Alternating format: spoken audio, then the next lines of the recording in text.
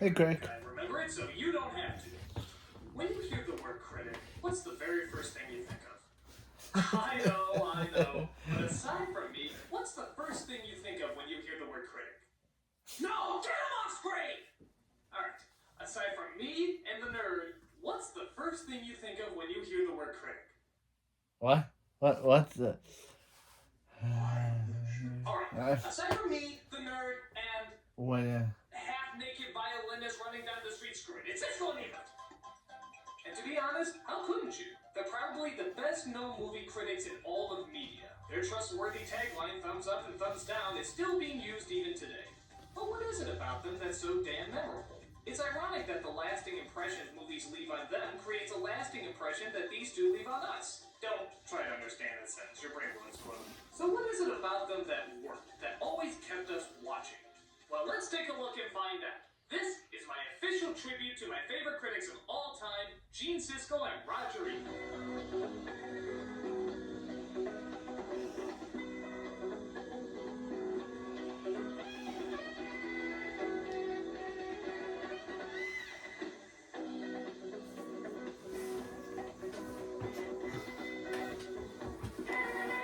As a television duo, they got their start in 1975 on PBS. It was on a local show called Opening Soon at a Theater Near You, which was later retitled Sneak Previews. Look at Ebert's hair, it looks like a hairpiece. And Siskel, hell, he actually has hair. Ha! I can match it! I had goofy hair in the past, and no hair right now! As the show continued to evolve, the title changed to Siskel and Ebert at the Movies, and then eventually just Siskel and Ebert. Yeah, look at that cheesy 80s opening. Could you ask for anything cornier?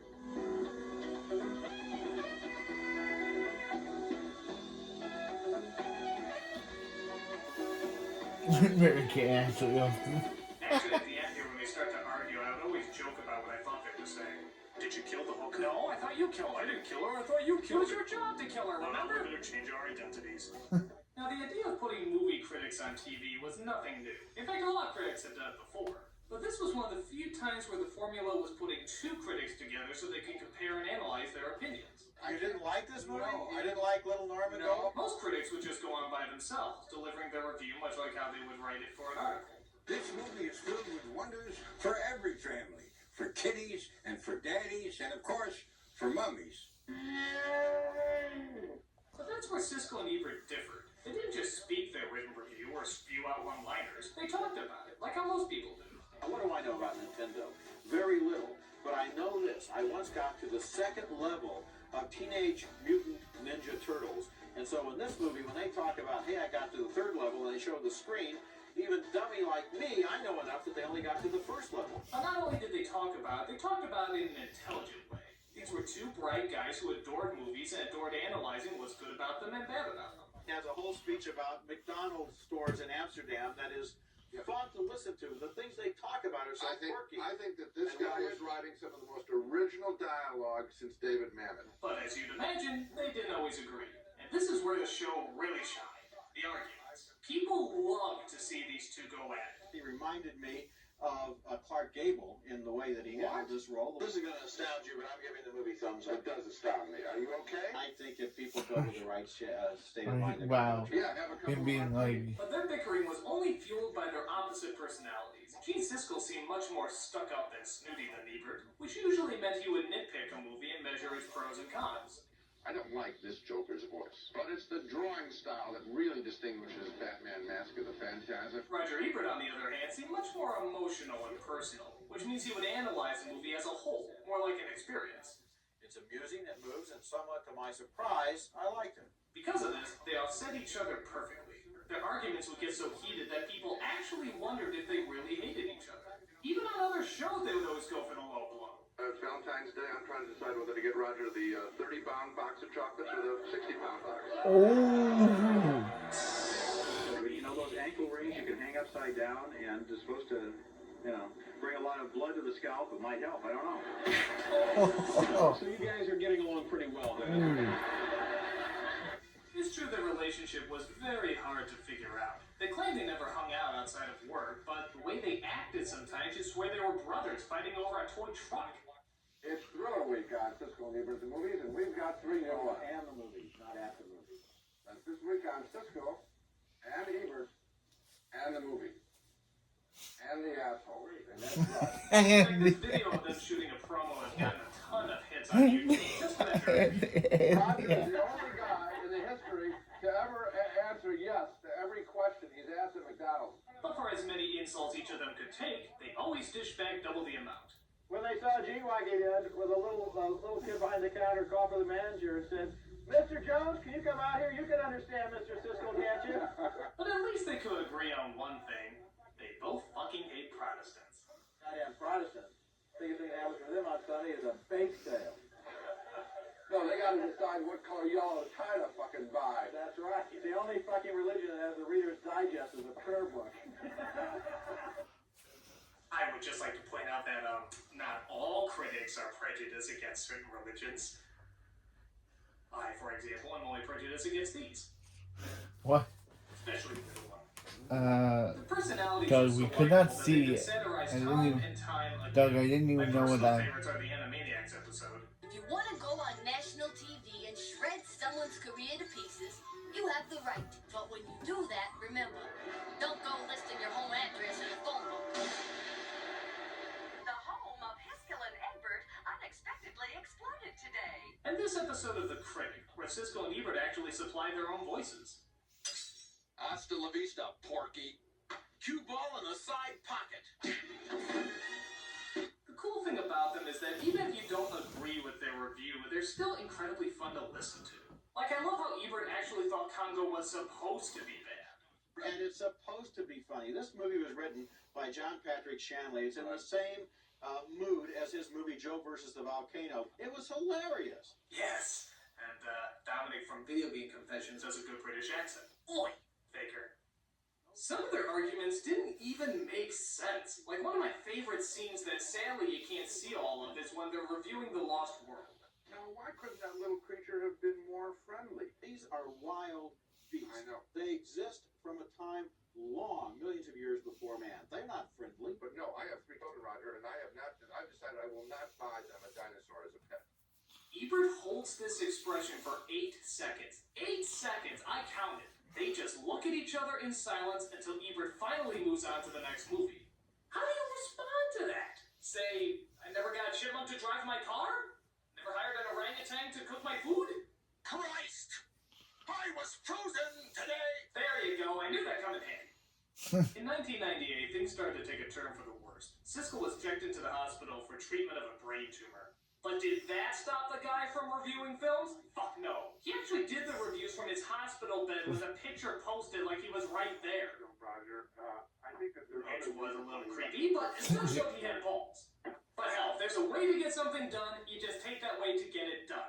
Isn't that right, Monty? Oh, yes, critic. Eggs, Just my do your eggs, best my and you will teeth from succeed. Yeah, that guy has from balls, Captain doesn't he? Planet. Yes, critic. Might have to do He that. certainly has strong, plentiful balls. Might have to do a review on that.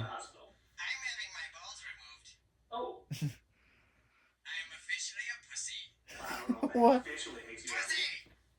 Siskel eventually returned back to work, but you could already see his health starting to deteriorate.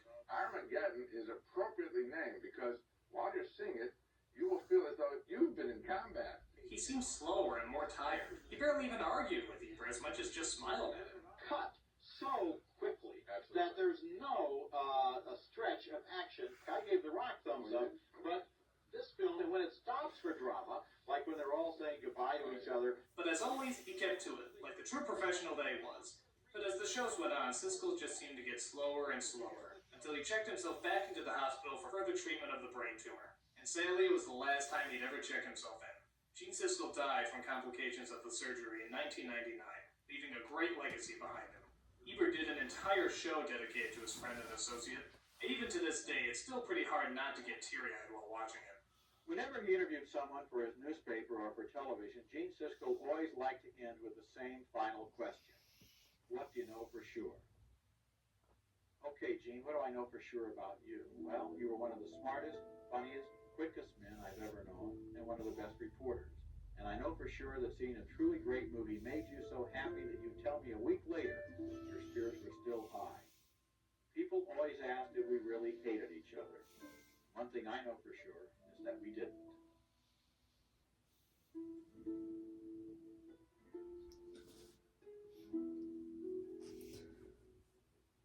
as Ebert showed us, the show must go on, so the continuation began. A replacement was needed to fill the seat, and several guest critics were tried out. Some of them were good, and some of them were bad. They even got Harry Knowles in there somehow. How the fuck did that happen? Shouldn't he be helping He-Man and Masters of the Universe? But I digress. They finally found a replacement. Richard Roper, a much younger and more energetic critic compared to Roger Ebert, but sadly not quite as up to par with Gene Siskel. Roper simply seemed too young to be talking on the same level as Ebert about a lot of these films. For example, Ebert's favorite movie is Citizen Kane. Roper's is Ferris Bueller's Day Off.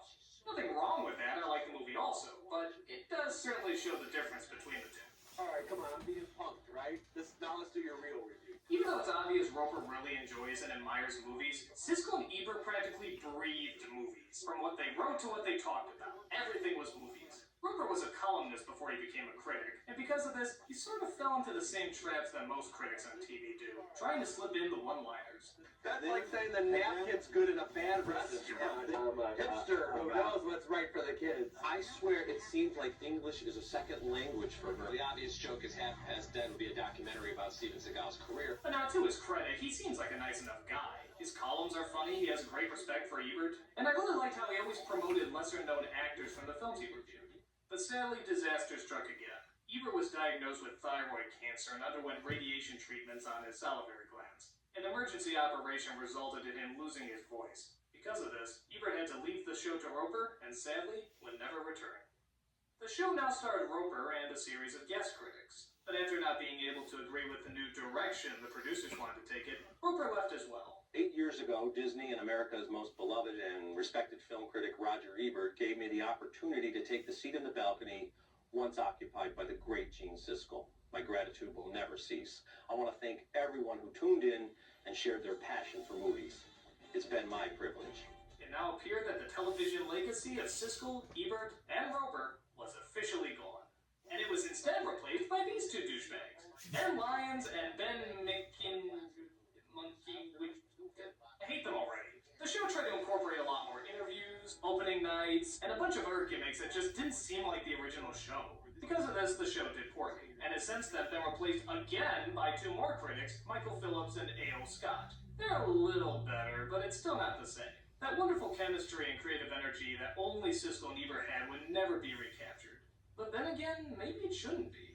That's probably what made them so great to begin with. They both shared an understanding and companionship that no other person could duplicate. And I think that's what makes it all the more special and all the more lasting. Plus, both Richard Roper and Roger Ebert are still writing. And despite his operation, Ebert says he feels fine. Actually, I think he looks kind of cool. I mean, he has a permanent smile on his face. That's actually kind of awesome. In fact, I tried having a permanent smile once, but it only lasted 2 days. In fact, every time I smile now, it hurts like a bastard. Jesus, whore! In fact, I actually got to meet Roger Ebert at a book signing near Chicago. He autographed one of my favorite books of his, Your Movie Sucks. In fact, I have the book right here. Look at that pissed off face. I can only hope to see so many bad movies I get that pissed off. So, let's see exactly what he wrote. Your movie sucks, but you don't. Roger Ebert. Ha! You hear that? Anyone who doesn't like me out there, Roger Ebert, one of the greatest critics of all time, says I don't suck. Only my movies suck. My movies suck. Ha! So if you haven't watched your share of Siskel and Ebert's wonderful reviews, you can check them out at SiskelandEbert.com, where they literally have every episode they've done all the way from 1986. That's unbelievable. Give a watch and see why these two are considered the greatest movie critics of all time. I'm a nostalgia critic, remember it, so you don't have to.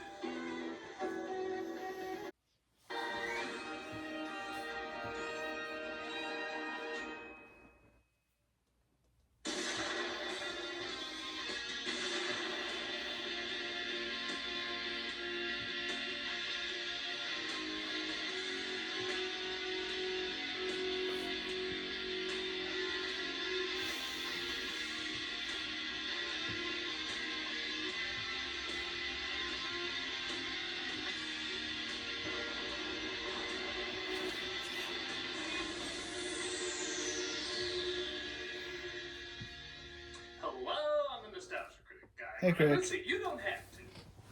Siskel and Ebert. Arguably the most famous critics who ever lived. Even years after their deaths, people still remember their reviews, their personalities, even their thumbs. In my opinion, a good critic should do two things: offer a unique and interesting point of view, and do so in a passionate and entertaining way. While their points of view were indeed great, it's the entertainment part that kept us coming back. Despite their quote professional relationship, Siskel and Ebert acted like emotional children more times than can be counted. And we'll also take a look at a new film about a friendship between a boy and a whale. Sort of reminds me of our relationship. Damn! They'd argue about whose name would be first in the show's title, they constantly mocked each other's physical appearances, they even bickered about who would sit closest to the desk on a talk show, to the point where the host had to sit in between them to shut them up. Even when doing the promos, they couldn't stop pissing each other off. That's this week on Siskel and Ebert and the movie. And the asshole. And that's Roger. And when it came to the movies they reviewed, they were just as entertaining. The two of them had an undying love of cinema that united them whenever they were on screen. Whether they liked the film, hated it, or disagreed on it, there was an absolute passion for it every time. Not surprisingly, two big personalities with a lot of big thoughts resulted in a lot of big laughs. It was wonderful to see them get so into it. Whether they were angry at a film or each other, you couldn't help but appreciate how much they loved talking about it. But at the same time, giggle at just how angry they got. Now, of course, critics like myself never lose my temper. Holy crap! It's still fun to celebrate how invested they were, especially during the funny parts. So today, I'm gonna count down the funniest arguments, funniest rants, and even funniest laughs these two made in a long career of film reviewing. Now keep in mind I'm not including reviews done with Roper or other critics. Don't get me wrong, they were very passionate and entertaining too, but Roger Ebert and Gene Siskel truly had a connection that was one of a kind and couldn't be duplicated. And that's what I'm here to focus on and celebrate. So get ready for their top 11 funniest moments. Why top 11? Because I like to go one step beyond. So sit back and enjoy the top 11 funniest Siskel and Ebert reviews.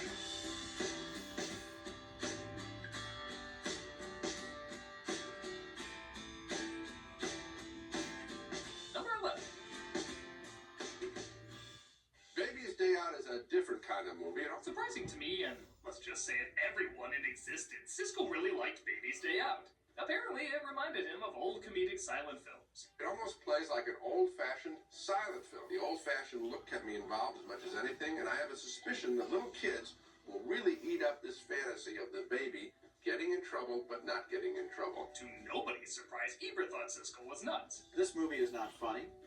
It's way too long. The burglars who are recycled right out of Home Alone are really awkwardly written. But some of the arguments as to why almost seemed as strange as Siskel's recommendation. I hated this movie more than any other movie on this show, and I'm really surprised at you. You should be ashamed of yourself. Already kind of an odd start to a Baby's Day Out argument. I think a little child who sees this baby about to fall off of tall buildings and be crushed by big cars isn't going to know it's funny. I guess it's not funny, but I've yet to see social media attack it. They'll go after anything. Sure enough, instead of talking about the film being a dumb flick, they get into what cinematic elements might scar children from watching Baby's Day Out, as well as what cinematic elements apparently scarred Roger when he was younger. I was 3.5 years old. I went to see a movie where Mickey Rooney was standing on a ledge outside a window. It was a comedy. Everybody was laughing. I was terrified. As far as I'm concerned, Mr. Bean's Holiday is a thriller. You might as well take your kids to see Halloween. After Gene makes the threat that sensitive children could grow up to be like Roger Ebert, they even argue about which theater each of them saw it at. Could grow up to be like Roger Ebert. I better go back and find out who attended that sneak preview. I saw all those children are in dear jeopardy of becoming We attended Roger Ebert. the same screening, and those kids were not with that movie. We didn't attend it. I saw it in Michigan City, Indiana, last Saturday. So We you were were with a totally different audience. Touché. It's a strange and awkward bit of comedy, but I guess that figures when you're reviewing a strange and awkward bit of comedy. I'm really surprised at you. You should be ashamed of yourself. Well, first of all, for not agreeing with you, I've never been ashamed of that. I've been proud of that. Number 10. The new movie Alaska, which is in the old tradition of real-life nature adventures. This time it's Gene's turn to ask what the hell were you thinking when Roger gives a positive review to a children's adventure named Alaska about two kids climbing mountains to save their dad. As a subject did do a review of this movie, he should know what they're talking 13, and I think a lot of them are going to love it. Since neither of the kids were babies, Roger thought it was delightful, but Gene goes right for the offense. You know how you always say to me, you missed the boat on this one when you were front? You missed the harbor. Oh. This is, I think, one of the most laughably bad pictures I've seen in a long time. But Gene, too, gets in some weird reasons why. The word father, and this is the movie, not other research. The word father is never mentioned for 40 minutes in this picture. So what? They're not talking or acting remotely like kids who's lost their father and trying to find. Did you know Freddy never says the word human on his search for killing humans? Movie ruined. They almost immediately jump into yelling at each other. Oh, I do hate it when Mom and Dad fight. Your criticism of this movie is utterly irrelevant to the experience of the film on the screen and would be meaningless to anyone seeing the film. Wasn't meaningless to me. After bringing up a legit criticism about how silly it is, nobody can find that plane. Which, as someone who reviewed that film, I can vouch for that. They start talking over each other like it's a political debate. Roger, when you describe, I'm a major strike, and the acting by childhood. Well, the senator yields. 10-year-old kids are going to be saying, gee, they didn't... Finally, it ends with the ultimate test of Roger proving he likes this movie. He looks to the camera and says he likes this movie. I just want you to say that you really enjoyed it yourself. I did enjoy this movie. I enjoyed this movie. I'm sure a lot of people felt this movie didn't give them much, but it did at least give them a pretty funny review. Incredible. How can you say that? Number 9. Our next film is called Frozen Assets, and we take a step way down in quality here. This is one of the dumbest comedies I have ever seen. You're going very easy on it, I see. So far. I guess you have to include what they at the time declared the worst comedy they've ever seen. Presumably similar to you, I'd never even heard of this movie, but hearing both of them take sucker punches at it is really a lot of fun. It was as depressing an experience as I've ever had going to movies. That's 23 years of going to the movies professionally. Maybe 6,000, 7,000 pictures. Well, Gene, I was going to the movies professionally for 2 or 3 years before you were, and there was nothing I saw during that time that even approached this in its abysmal awfulness. Hearing some of the jokes from the film about a dude who thinks he's managing a bank, but really it's a sperm bank, quickly shows where they're coming from. You know what? You can't take it that way. The movie would. Don't be shy. My door is open if you need a hand. 2 hands. Hey, I'll get down on all fours. That's how eager I am to please. It's pretty standard until the two of them actually start to laugh at the fact that they probably saw the worst comedy ever made, but then realize they don't even want to give it that recognition, because then people might want to see it. This is perhaps the worst comedy ever made. They may take the ad out. That makes it sound good. They get the second worst comedy ever made. The movie is so bad that they start discussing what rewards they'll be given in the next life as karma for having to sit through it. And even that they review. You know the theory of reincarnation, where the dues we pay in this lifetime we may get to collect it in another lifetime? For having seen this movie, I want months and months and months in a beautiful valley with honey and nectar and zephyr-like breezes. You know, you have simple tastes. I couldn't. And a big car. This is a happy. It's pretty amusing when a film is so bad you spend most of the review fantasizing yourself dead and in another life where things apparently make more sense. Not even the worst comedy ever made, just the worst movie ever made. I don't know. Sperm banks, karma, and a new car! Not what you'd expect in a normal review, but that's part of what makes them so much fun to watch. Get something valuable. Zephyr-like breezes. Number 8. Our next movie is not only the first feature in a long time, starring television's top star, Bill Cosby, but it is also one of the worst movies of the year. Known both as one of the biggest bombs ever made and one of the worst movies ever made. And I'm sure this is where the controversies about this film stop. Leonard Part 6 got a lot of hate at the time.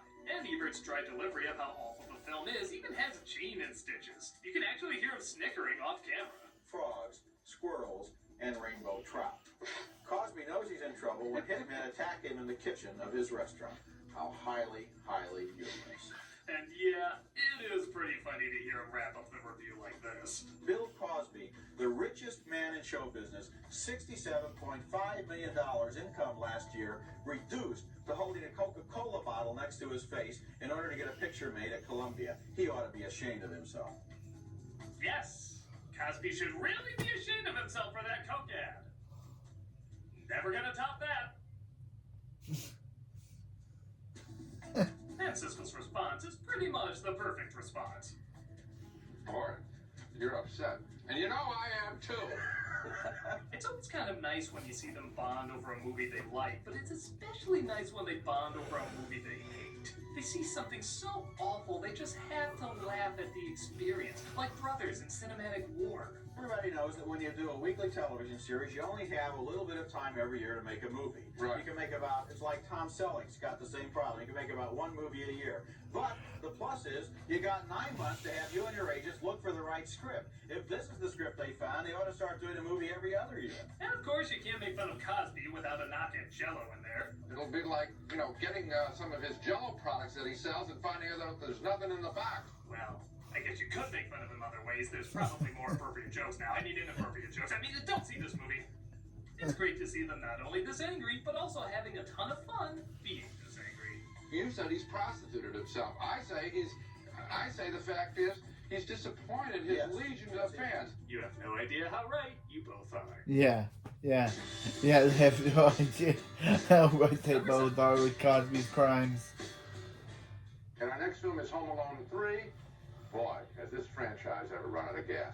This review starts off as standard as you would imagine. Gene rips the movie apart, mocking how unfunny and predictable it is. Too bad that Gene Siskel never got to Home Alone 4. Home Alone 3. But Sad. to Gene's surprise, and it almost sounds like to Roger's surprise, Roger likes it. Now, this is going to astound you, but I'm giving the movie thumbs up. It does astound me. Are you okay? Better than you were the day that you liked Starship Troopers. Ooh, them fighting whites. What makes the review so funny is not only Ebert's argument, which, yeah, it does seem kind of bizarre. This movie empowers little kids. This is the one where they finally got it right. I liked it better than the other two. But mainly Siskel's reactions. He seems to mirror probably a lot of moviegoers' reactions as well. It's not as violent as the second one. The kid is charming. He really is a good little actor. And the plot is smarter. I mean, let's be honest. Even the people that liked Home Alone 3 wouldn't think Ebert would like Home Alone 3. The look on Gene's face throughout the whole thing gives the impression that this must be a joke. It has to be. He seems to be saying to himself, who is this guy?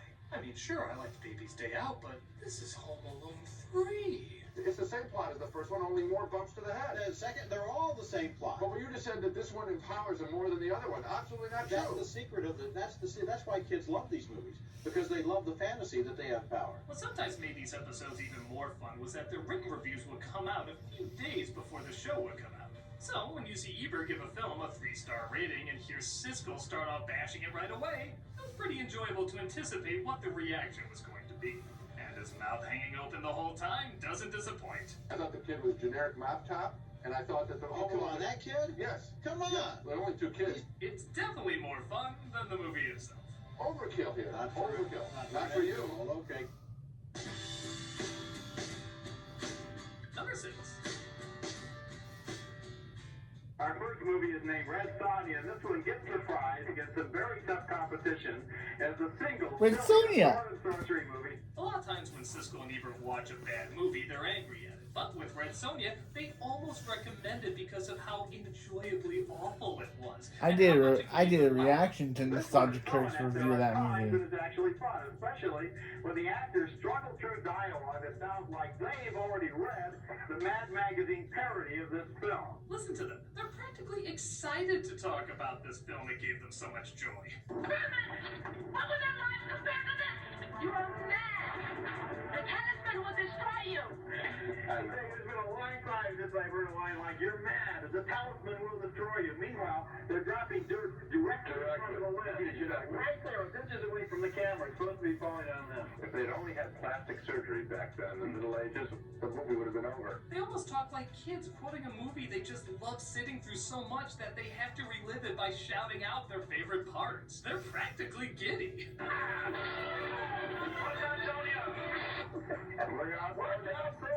just love that. Maybe the best moment is when Siskel wants to describe the awkward positioning of the Buddha in this movie. But both of them find it so funny that they can't even find the best way to say it without cracking up. Well, let's put it this way. The Buddha in this film that they have in the camp looks like...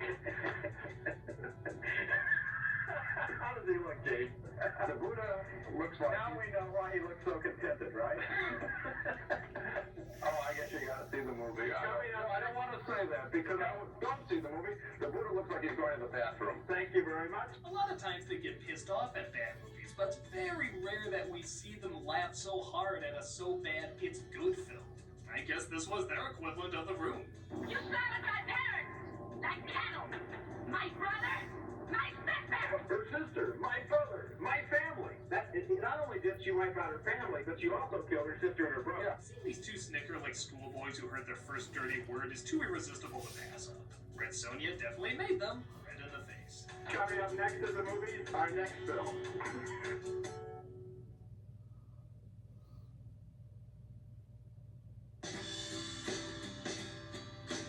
Number 5. First movie is Cop and a Half, and it's an entertaining example of the kind of movie formula I call the one's-a movie. For example, one's a cop and one's a robber. Yet another disagreement, but this one Siskel loved to mock Ebert for constantly for years and years. Ebert has admitted to being slightly more lenient to films than Siskel, and this one even has him saying is better than Home Alone 2. This movie has the kind of chemistry between the grown-up world and a smart kid that I look for and missed in Home Alone 2. Not a huge accomplishment, but Cop and a Half? Siskel has a lot of great opening insults, but this one might be my personal favorite. Wow, where's your big red suit and beard, Santa? You just gave them a gift. Siskel then goes on to describe it as a lame cartoon, to which Ebert says that's kind of the point, and then praises Reynolds for playing it so realistic. Reynolds plays the cop like a real cop instead of playing him like some kind of I think it's a cartoon. Marshmallow. I think it's It is a cartoon, Gene. It is a cartoon. A lame A good cartoon. No, I'm stunned, Roger. The two of them talking about is sadly very short, but the review doesn't stop there. In their Worst of the Year episode, Siskel put this as number 1. Unfortunately, at this time, there's no video available of that episode, but IMDb does have the episode transcribed, and it's pretty damn funny. Including Siskel saying, the only thing more unnerving than this picture is my esteemed colleague across the aisle, so wise, so often, is the only major film critic in America who actually recommended Cop and a Half. If you look further with Ebert defending it, he says maybe you got up on the wrong side of the bed. Siskel says, as did the rest of America. If you get a chance, look over the whole thing. It's a pretty funny read. But even then, 3 years later, Gene still brings it up as Roger impressively convinces him to change his vote on the movie Broken Arrow from thumbs up to thumbs down. Something neither of them have ever done before. As you say this, I don't think I've ever done this on this show in 20 years, but I'm going to twist my tongue. I'm going to go just like this. Because... I talked you into it? Well, what am I really defending here? Though Ebert is shocked that he actually got Siskel to change his mind, Siskel still gets in the final insult with this. Do me one favor. Yeah. Look in the camera and say, I was wrong about Cop and a Half. It wasn't a very good movie. Burt Reynolds. No, I won't do that. What? They then start reviewing Cop and a Half again. Oh, yeah. I saw things in Cop and a Half. Yeah, I that no one else did. As you can see, it's a review so funny it spans several episodes over several years. That's more than enough to be on this list. In any event, you've done a very good thing, and I've also done a good thing too by sticking to my gun. Number 4. Our next film is called She's Out of Control. It doesn't help that before this awful teen film, they saw a really good teen film. Maybe you heard of it, say anything. But that's only the beginning of their hatred for this flick. This film exists in the strange netherworld, I think, of what Hollywood considers entertainment, but is really a sinkhole of tawdry values. This is a movie both of them agree was actually so bad it made them question their careers. Their careers of being paid to sit and watch movies. Wow. This must have been pretty bad. I became so depressed I actually thought about quitting my job as a film critic, feeling as though the movies had abandoned me. People probably think Wow. you're joking when you said, No, I mean, really Wow, quitting your job. this was so But I bad. don't think It so. made Gene It's Siskel actually so think awful of that made Ebert think about what it means to be alive. What to do with his life. What beautiful moments could be wasted sitting here watching this train wreck. Life is precious, life is short, and the idiots who made this film are taking 2 hours of my life and robbing it from me in order to give me less than nothing. They then ask of the other people who watched this film, isn't life worth more? Why are you here? We have to be here because it's our jobs, but why do you continue to torture yourselves? Aren't you surprised that people stay? I've always wanted to stand up in the middle of a bad movie in a theater and say, aren't your lives worth more for 2 hours than even say $7 in New York City? Oh, Stan. $3.50 an hour. That's below the minimum wage, the new minimum wage. I mean, get out and and talk. Much like Broken Arrow, they practically dismissed the film to go back and talk about another film they wanted to talk about. The next movie we saw the same day was Say Anything, also about a father, also about his daughter.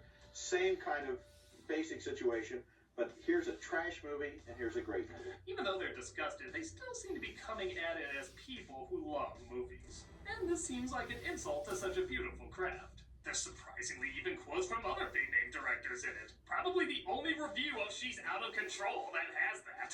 Jean-Luc Godard, the great French director, once said, the way to criticize a movie is to make another movie. Oscar Brotman, a Chicago film exhibitor, once told me many years ago, he said, there's a rule. He said, if nothing has happened by the end of the first reel, nothing is going to happen. You can feel their love for cinema in this, but you can especially feel their hatred for this movie. A movie like this is a crime because what it does is it robs life from people by requiring them to spend 2 hours having such a terrible experience happen to them. Number 3. Brain Candy, an audacious, clever, very funny new satire from the comedy troupe known as Kids in the Hall. The comedy team Kids in the Hall only made one movie, and boy did it result in a pretty damn funny review. Siskel found himself really enjoying the film, finding it funny, clever, and good satire. I recommend this picture as kind of a midnight show cult picture, which I suspect it's destined to become. You can practically hear Ebert getting ready to explode, and he does exactly that. When it's his turn, he's so filled with spite he barely even reviews it. He just starts shouting names. Oh, no, Rod. Dreadful, terrible, stupid, idiotic, unfunny, labored, forced, hateful, Roger, this is bad. I love how the last one is bad, as if that would be lost on us. Siskel retorts with, honestly, what anyone says when they just disagree with what's funny. What happened to your sense of humor? And that's kind of what it comes down to. One found it funny, the other didn't. There's honestly not a ton to discuss in this case, but to see such a nice and almost humble review shot down so quickly, loudly, and bluntly, how can you not get a laugh out of the contrast? My sense of humor was starving for a laugh. Oh, no, Roger. It almost turns into Joe Pesci and Ray Liotta from Goodfellas. The drag stuff was So funny. what? Funny how? I mean, what's funny about it? So what if it's funny? Why is it funny? Why is it funny that they're a drag? Funny how? I mean, funny like I'm a clown, I amuse you? Roger's so pissed he says he can't even talk about it, to which Gene reminds him it's kind of their jobs. We're different universes here. We can't talk about it. Can't talk about it. It's not funny. I didn't laugh We once. get paid to talk about it, Roger. Roger at least admits he's happy for Gene, and no big surprise, Gene takes that as a compliment. So that's not the Oh, I'm picture. happy for you. No, but, well, at least it's a start. Even as they wrap up the entire episode, Gene still pushes it hard. Brain candy, Roger. Brain candy. Ding dong, man. Ding dong. Ding dong, yo. I wish Check it out. Check it out. I No, think no, you're no. taking too much of it. No, I'll tell you what. I'm going to see this picture again and laugh just as hard. Okay, maybe I will too. It's a start, I guess. I don't know if Roger ever checked this movie out again, but one thing's for sure, this reaction was a lot of fun to watch. Will you look at this picture again? Maybe Yeah, sure I will. I'll be happy to. Sometime maybe in the 21st century. Too bad he never me. Number 2. Never me. Benji the Hunted. You think this was an Edward G. Robinson or maybe today an Arnold Schwarzenegger film? You might be wondering what the hell is Benji the Hunted gonna get out of these two, but surprisingly, it's a lot. It's weirdly one of the most heated arguments they ever had. Siskel says he didn't like how few cute moments there were and how there was too much action. Benji the Hunted is too action-packed and not cute enough. Benji the Hunted exhausted me. This is the first time I wanted to tell a dog to slow down and stop to smell the flowers. Ebert surprisingly has a joke that almost agrees with Siskel's review. Well, there is a little suspense in the movie. Like, for example, will Benji be able to protect those cougar cubs until they get big enough to eat him? But he jumps right into defending it, and they go at it pretty heavy. Over Benji the friggin' Hunted. Gene, your review is the typical sort of blasé, sophisticated, cynical review I'll take I it would sophisticated. expect from an adult. Jesus, was Benji your dog? Well, you're wrapping yourself in the flag of children, and I'm saying... I'm not wrapping myself in the flag of children. You're wrapping yourself in the flag of the sophisticated film No, critic. boredom. You've seen it all. No, boredom. Boredom with I Benji don't running.